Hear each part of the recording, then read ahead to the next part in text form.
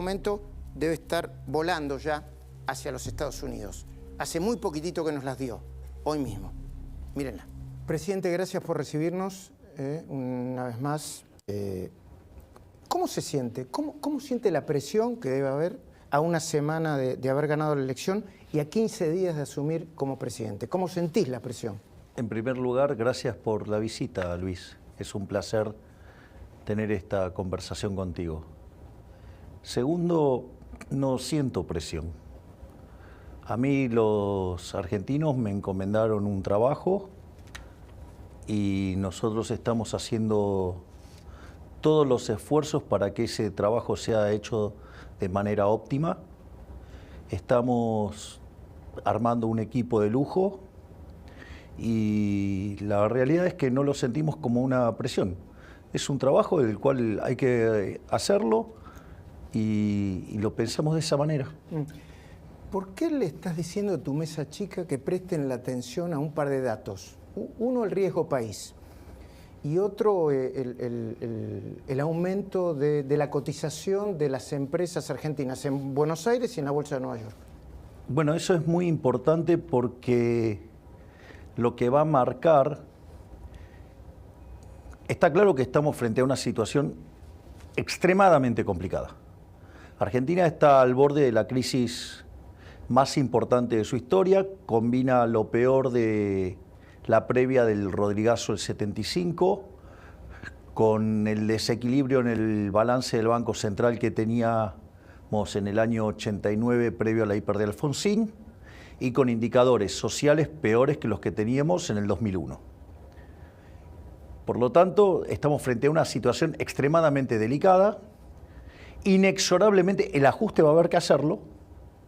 El punto es si ese ajuste es desordenado, con consecuencias sociales extravagantes directamente, dantescas, con un dolor del cual tardaríamos muchísimos años en salir, y eso si nos propusiéramos salir.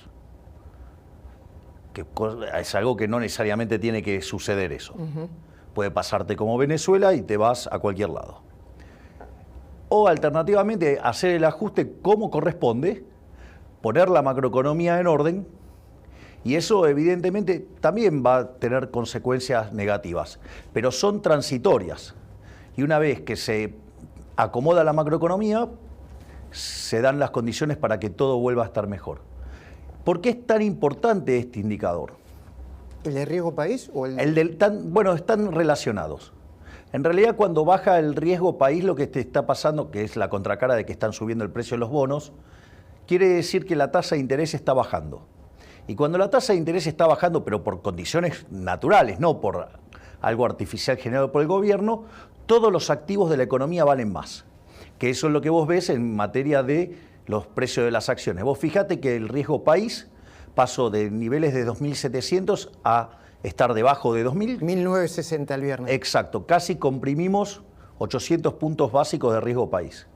Al mismo tiempo, las acciones en promedio subieron más de 40% en dólares y en el caso de YPF subieron 64%. Es decir, que cuando vos generás estos incrementos en los precios de los activos financieros, la contracara es que quiere decir que tiene sentido invertir. Y eso no es menor, porque ¿cuál es el punto central? Cuanto más rápidamente baje la tasa de interés, el impacto negativo sobre la tasa, sobre lo que tiene que ver el nivel de actividad va a ser mucho menor y el sufrimiento va a ser mucho menor.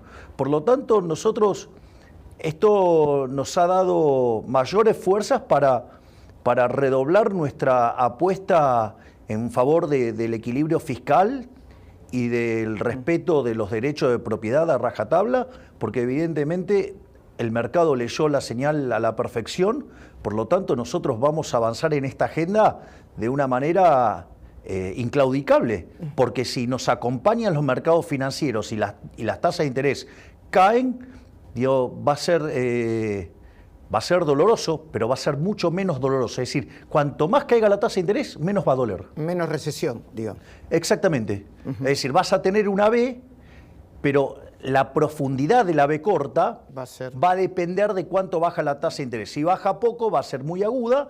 Si baja mucho, la B, casi se vuelve una tilde, ¿no? ¿Cómo fue la reunión con Kristalina Georgieva? ¿Fue protocolar o genera expectativas? Yo pienso en un préstamo del Fondo Monetario. A ver, vamos por partes. La reunión tenía un carácter protocolar. Es decir, las reuniones protocolares suelen durar unos 15 minutos. Bueno, salió tan bien la reunión, se encaminó tan bien la reunión que hablamos una hora y hablamos de nuestros planes en materia de política fiscal, política monetaria, política cambiaria, política en lo que tiene que ver con la desregulación y la modernización del Estado, en todo lo que tenemos planeado hacer en términos de modernización del mercado laboral. Y la verdad es que la charla se volvió muy, muy interesante y básicamente lo que nosotros vamos a estar pidiendo en principio es el rollover, digamos, poner en track el acuerdo que está muy lesionado, ¿no? Hay sindicalistas y dirigentes sociales que ya anticiparon que van a salir a las calles. Salieron la semana pasada, están planeando movilizaciones para después de que asumas. ¿Cómo va a responder el gobierno frente a eso? Frente a esa resistencia. Dentro de la ley, todo; fuera de la ley, nada. ¿Qué significa eso? Que aquellos que violen la ley, digamos, van a pagar las consecuencias. Es decir, la protesta tiene sentido, la protesta es algo consagrado, pero eso no tiene que violentar las libertades del resto de los argentinos.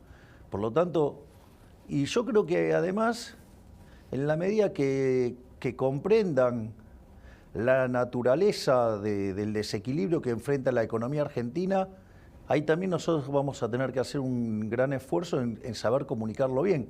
Es decir, miren, nosotros estamos pensando en los argentinos y nosotros estamos buscando la solución que genere el menor daño posible. Si no es que somos un conjunto de sádicos que queremos generar dolor en la gente. Lo que nosotros decimos es, el camino alternativo es un desastre y es como abrir la caja de Pandora, no sabes dónde terminás. Entonces, la realidad es que nosotros, el ajuste va a tomar el lugar igual. Lo que pasa es que puede ser hecho por las buenas o por las malas. Por las malas y desordenado siempre termina mal.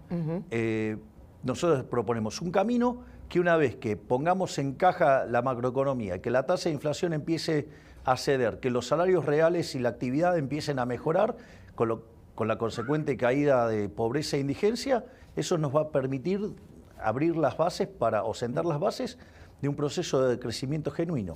Presidente, hay quienes dicen que las idas y vueltas en los nombramientos son propias de los cambios de gobierno, ¿no? que pasan en todos los gobiernos. Y otros hablan de improvisación. ¿Cómo definirías lo que está pasando vos? A ver, lo que uno ve es que... Yo te hago una pregunta. Si vos mirás la última semana, pasaron un montón de cosas. La pregunta es, si pasaron un montón de cosas, vos tenés que ir adaptando. Si no, esa inflexibilidad te hace que te estrelles contra la pared. ¿A vos no te asusta eso? ¿Ni te parece? No, es parte de un proceso natural donde nosotros estamos buscando el mejor equipo posible. O sea, nosotros estamos, la verdad que estamos armando un seleccionado. O sea, esa es la realidad. Entonces, y a veces la propia dinámica, hay jugadores que dicen, no, bueno, este partido no me interesa. Y bueno, y entonces hay que... Digo, no es fácil ver cómo se mueve todas estas cosas. Hay gente que le genera miedo. Vos decís que cuando se acerca el día de... hay gente claro, que... se ve, sí, desde la tribuna se ve muy fácil, pero cuando te tenés que calzar los cortos y los botines, la cosa cambia un poco y ahí muchos se dan cuenta que no era para ellos. ¿Cuál es tu relación con el PRO hoy? ¿Con Macri? ¿Estás hablando con él? ¿Están tratando de integrar los equipos? ¿Hay tiras y aflojes? ¿Cómo lo podés definir? A ver, yo, si me lo permitís, voy desde lo más general a lo más particular. Sí, sí. Yo lo primero que tengo es un profundo agradecimiento tanto para el presidente Macri como para con la señora Bullrich. Ellos tuvieron una actitud extremadamente generosa y yo creo que va a ser un hecho que va a ser reconocido por la historia, porque han tenido grandeza en reconocer que se eligió una opción de cambio distinta a la que estaban proponiendo ellos, pero como el cambio era en la misma dirección y como gran parte de la agenda era común, ellos decidieron apoyar. Eso a mí me parece de un valor enorme. Y eso ellos lo hicieron de manera incondicional. Ellos no pusieron ninguna restricción, no pusieron nada. Ese es, si vos querés, es el marco general. No quieren pago de vuelta, factura, no. Ese es el marco general. Exacto. Y de hecho no lo hicieron. Ahora, después hay otras cosas que sí ocurren. Cuando nosotros empezamos a construir los equipos, muchas personas, la verdad que son personas o profesionales que tenemos mucho en común. Y está claro que si no estuvieran de un lado, estarían del otro, digamos, por lo que el cambio representa. Ten en cuenta que cerca del 90% de la agenda estamos de acuerdo. Entonces, eso lo que abre es una posibilidad de integración de equipos y de fusión de equipos que nos permite construir un equipo todavía muchísimo mejor, porque amplía el menú de opciones para elegir a los mejores. Y a mí eso, pero eso, digamos, no es, a mí no me impone nadie nada. Pero si yo, digamos, veo un cuadro que me parece fabuloso, que yo no lo podía, que lo hubiera incorporado, pero no lo podía incorporar porque estaba en otra estructura. Y ahora... ¿Lo llamás? No, ¿qué te parece? No, pero quiero decir, ¿lo llamás vos? ¿O no? Sí. ¿O son negociaciones que son entre fuerzas políticas? No, los llamo yo directamente. No es una cuestión de fuerza política. Es decir, yo quiero tener a los mejores. Es más, y te voy a decir algo. En el caso del PRO, la alineación es más fácil porque tenemos un conjunto de, digamos, de puntos en común del 90%. Pero si en otras fuerzas aparecieran gente valiosa, no tengas dudas que los vas a ver dentro del equipo. O sea, esto, ¿sabes qué, Luis? Acá hay un problema enorme. Entonces, necesito los mejores para resolver un problema de características enormes. Y en eso estamos. Ok. Por ejemplo, ¿qué papel va a jugar finalmente Luis Toto Caputo? Que estuvo con los banqueros, porque dice, bueno, va a ser ministro, va a ser presidente del Banco Central, secretario de Finanzas. ¿Qué papel va a jugar? A ver, vamos a ponerlo en estos términos. Más allá que las definiciones finales estarán el 10 de diciembre. Ahora, está claro que Argentina tiene un problema enorme con el balance de los bancos. Es decir, con el balance del Banco Central, que tiene que ver con el problema de las LELIQs. Eso, para tener un orden de magnitudes, haría que si vos te vas a un equilibrio tipo Rodrigazo, la llamarada inflacionaria te la podrían multiplicar por 4. Primer punto, no menor. Recordemos que el Rodrigazo implicó multiplicar por 6 la tasa de inflación. Sí. Si hoy 4% de pobreza, 25% de pobreza en unos días. Exacto. Entonces, pensá en lo siguiente.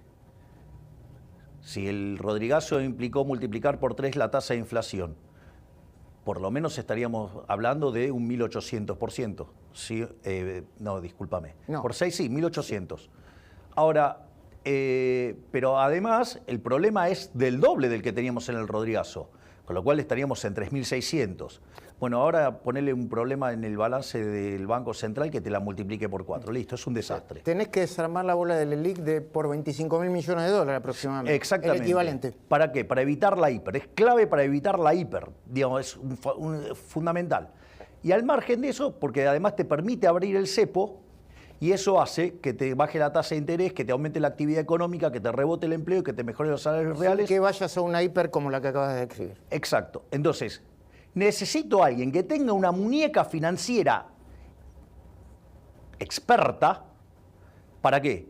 Para desarmar ese problema de las LELIQs. Dicho esto, creo que no hay mayor experto financiero en Argentina que Caputo. Luis Toto Caputo. Entonces, es el ideal para desarmar ese problema. Y vos fijate que el otro día tuvo una reunión con 20 banqueros y salieron todos contentos. Es decir, hay principio de solución.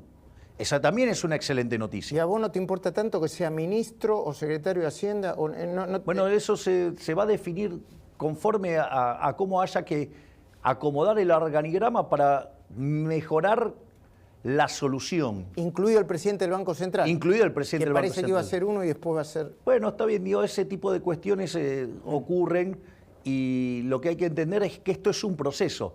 Nunca dijimos que, por ejemplo, la eliminación del Banco Central iba a ser instantánea. Bueno, hay todo un proceso de reconstrucción. Bueno, estamos trabajando en todo ese proceso de reconstrucción. O sea, hoy mi prioridad, Luis, mi prioridad a nivel económico es evitar la hiperinflación. Es decir, y voy a utilizar todos los medios dentro de la ley, respetando los contratos y respetando los derechos de propiedad para dar una solución que minimice esto, porque si no el daño nos va a llevar a los niveles de pobreza, a niveles del 95%.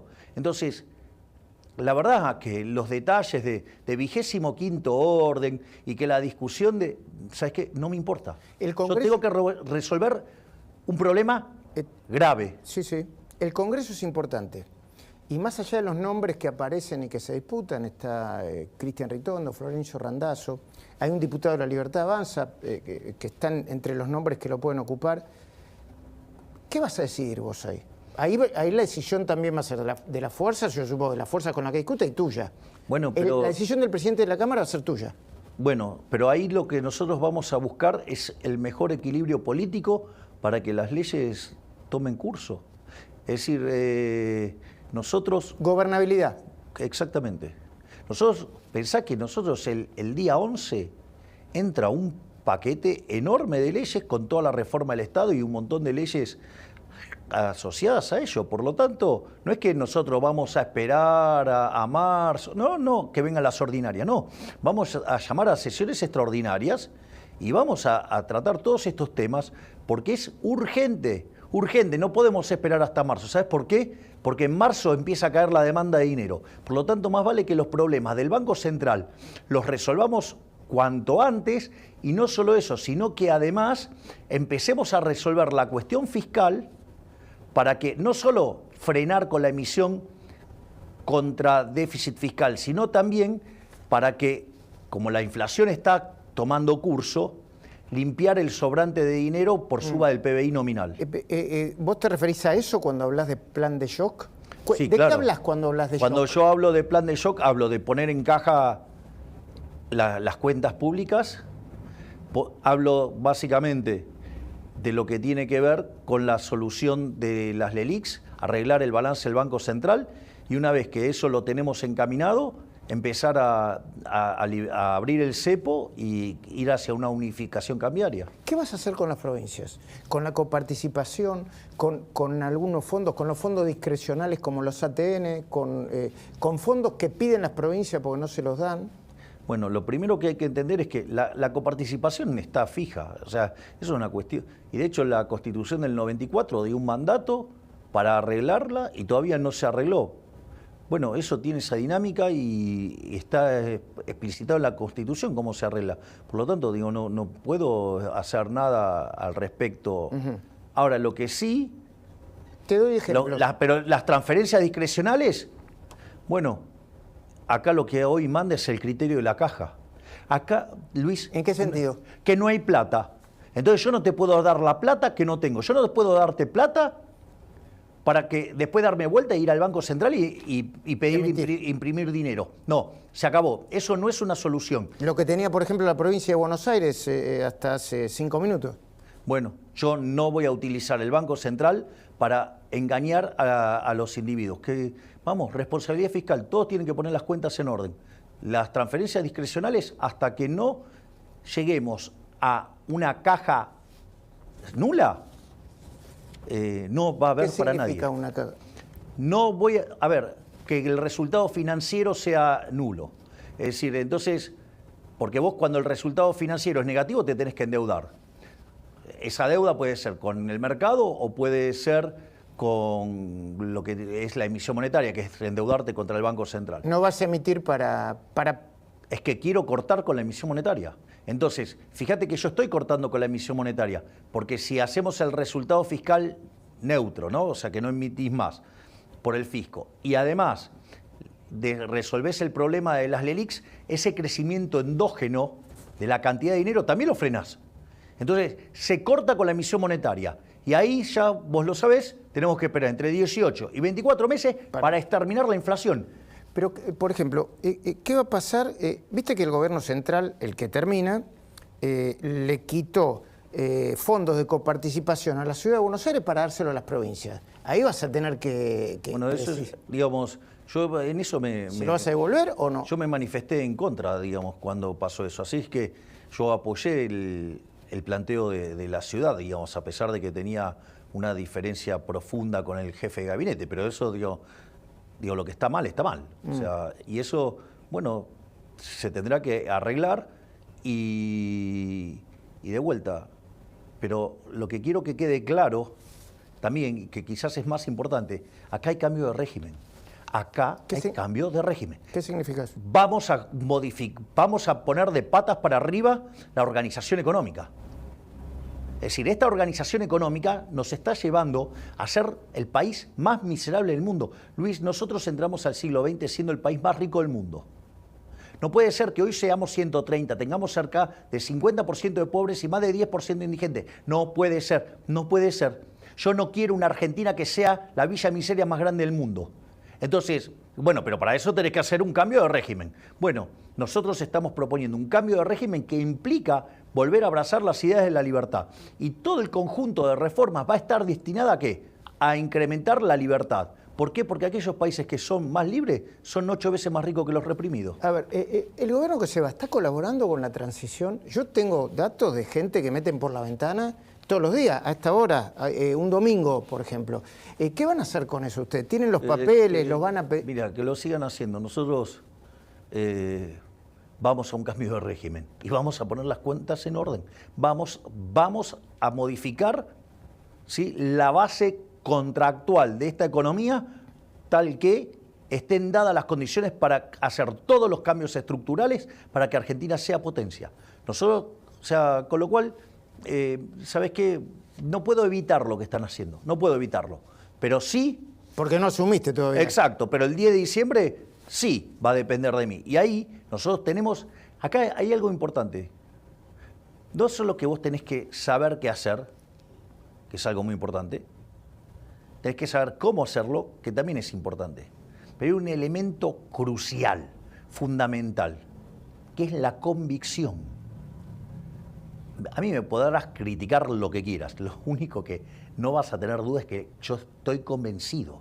Es decir, yo estoy convencido, yo tengo la convicción de poner de pie a la Argentina volviendo a abrazar las ideas de la libertad, que son las que propuso Alberdi en la Constitución del 53. ¿Y no tenés miedo que te metan mucha gente en la calle y que genere una resistencia parecida a las 14 toneladas de piedra, a lo que están anunciando todo el tiempo desde que ganaste las elecciones?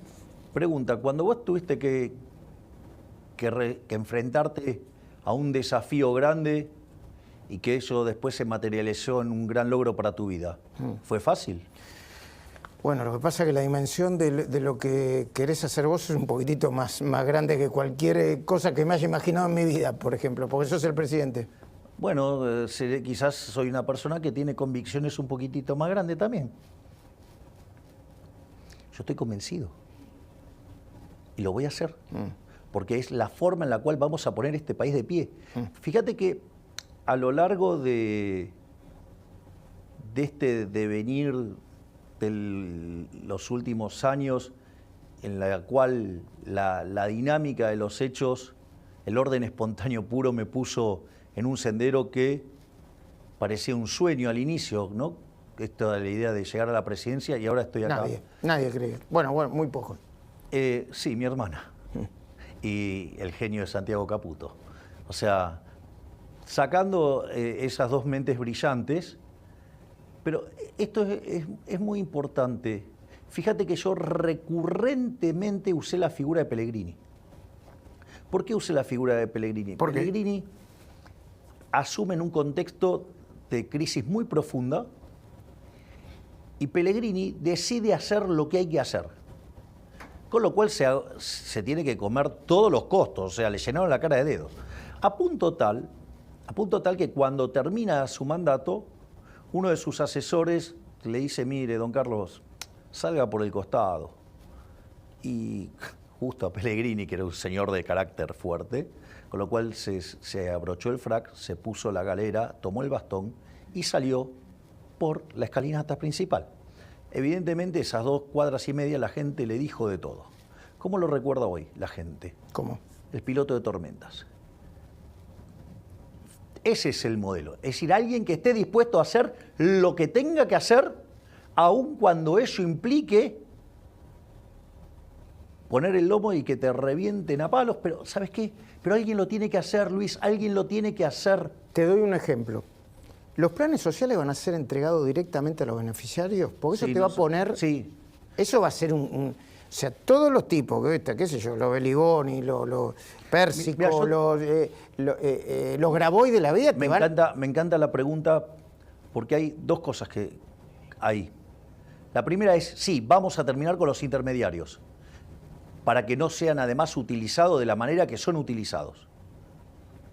Y la única excepción a lo que yo dije, nadie va a poder gastar un mango de más porque le corto la mano, la única billetera que está abierta es la de Petovelo. Es decir, la única que puede gastar más es la ministra de Capital Humano. ¿Por qué? Porque nosotros, la verdad es que no sabemos cuánto tiempo va a durar esa transición hasta que estabilicemos la economía. Entonces, vos eso no lo puedes hacer sin contención social. Y es la única billetera que está abierta. Eso implica que las otras billeteras, o sea, si la billetera de Capital Humano necesita más plata, se achican las otras, ¿eh?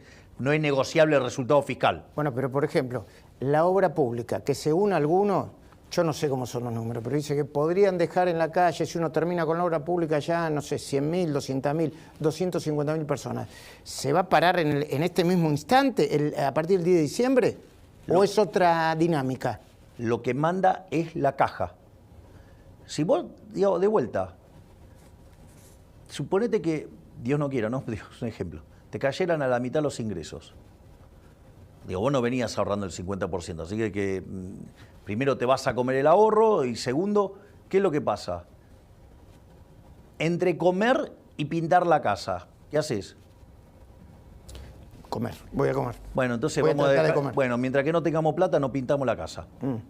Digo, no invertís. No invertís. O sea, a ver, digo, no es que ¿sabes lo que pasa, Luis? Que cuando llega el momento de ajustar todo, dice, sí, hay que ajustar. Pero no la mía no. No, bueno, no. Eso decía Macri. Bueno, exacto. Que todos los empresarios se reunían y le decían, sí, hay que ajustar, hay que ajustar. Sí, pero después le pedían que la mía está, ¿no? Bueno, vamos a cortar donde se puede cortar.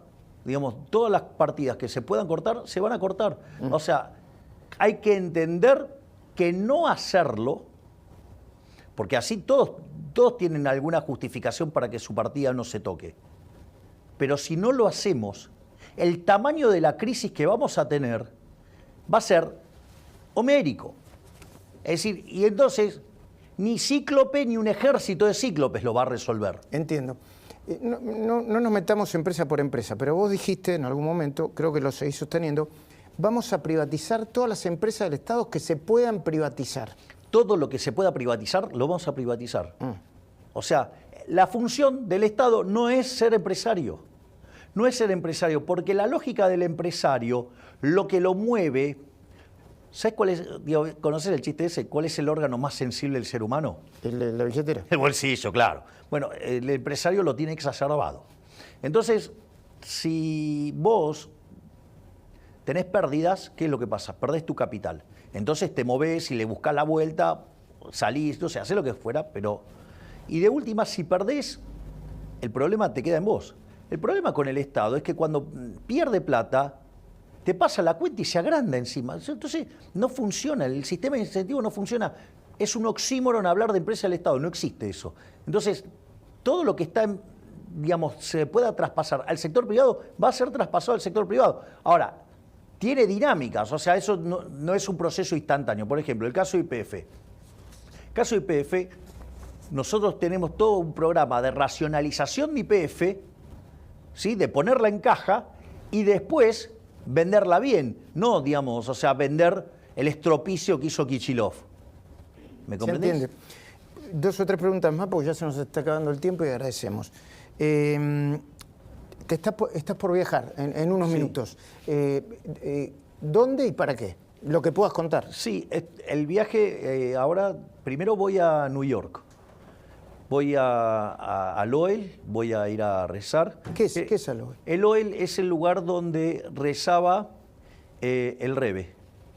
¿Quién es el Rebbe? ¿Tú, el Rebbe? Sí, un rabino. Un rabino el Rebbe de Lubavitch, sí.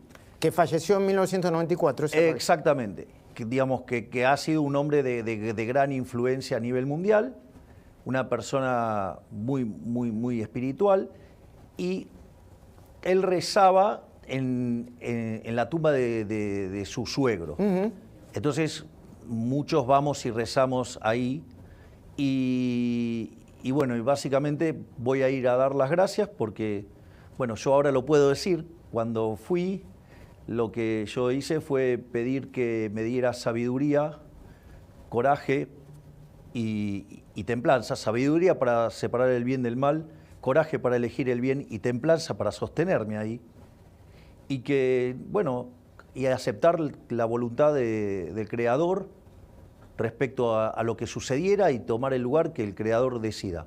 Bueno, el Creador me puso en un lugar de máxima responsabilidad, así es que voy a dar las gracias y voy a tratar de estar a la altura de las circunstancias y voy a hacer todo para eso. Eso, digamos, mi parte espiritual. Después de ahí me voy a ir a Washington y voy a tener un montón de reuniones ya estrictamente vinculada a mi actividad como presidente electo o futuro presidente. ¿Probablemente te reúnas con Trump o es una especulación esa? Eso no se va a dar en este viaje, pero la reunión con Trump te diría que es casi un dato. O sea, hay personas que presenciaron esa charla y te diría que saben que es un dato. Hablando de personas que presenciaron esa charla, está acá, en este lugar, sí. Acá está Fátima Flores, la estamos viendo acá en este momento. No me quiero meter en tu intimidad, pero sí en tu rol de presidente. ¿Dónde vas a vivir? En Olivos. ¿Por qué? En Olivos, y voy a trabajar en Olivos. Es decir, a mí me fastidia mucho todo lo que es el transporte. Digo, esa pérdida de tiempo me pone de muy mal humor, me quita tiempo, y entonces mi idea es, me levanto, desayuno y trabajar hasta que las velas no ardan. Escuché por ahí es cierto, que ibas a tratar de revisar las normas y la Constitución para quitar el rol de primera dama porque te parece algo anticuado, para decirlo de una manera. No lo he declarado públicamente, pero me parece que es un concepto anacrónico porque corresponde a un momento distinto de la historia. Bueno, digamos, Fátima es un excelente ejemplo, digamos, ella en el fondo es una empresaria, digamos, ella es una benefactora social porque ha creado un producto de mejor calidad, un mejor precio, en el cual le brinda satisfacción a una gran cantidad de seres humanos que voluntariamente van y la ven. Entonces, me parece fabuloso que, por ejemplo, ella siga trabajando y que siga manteniendo su actividad, porque justamente es algo que contribuye de manera muy positiva. Entonces me parece que es una figura que corresponde a otros momentos, o sea, pero igual, digamos, no es una batalla en la cual, digamos, o sea, de las primeras, porque la realidad es... Tenés muchas cosas que hacer. Digo, pero sin lugar a dudas, digo, consultaré a las mujeres sobre la apreciación de esto. O sea, bueno, nuestra ministra de Capital Humano, esa figura no le gusta nada, por decirlo de alguna manera, la de la primera dama. Pero, y a Fátima tampoco. Javier, presidente, probablemente no nos volvamos Sigo llamándome Javier, bien, así es que... Te digo presidente. No, yo puedo hacer una reflexión. ¿Cómo no? Si un amigo tuyo cambia de trabajo, ¿lo vas a tratar de manera distinta? Si es el presidente, lo llamo el presidente. Y lo voy a tratar de manera distinta porque... estás, Majul, no, porque tiene menos tiempo. Lo voy a tratar de manera distinta porque tengo... Y no... Dale. Y es natural, porque no. Me dijeron, estuve leyendo por ahí que recibiste 1000 llamados el día que ganaste la elección y no los pudiste contestar a todos. Así ¿Solo que, 1000? Bueno, eso. Ponele. Probablemente sea la última entrevista, no lo sabemos, antes del 10 de diciembre cuando asumas. Ahí tenés la cámara. ¿Qué le dirías a los argentinos antes de asumir? Que el momento que nos toca enfrentar es un momento muy delicado,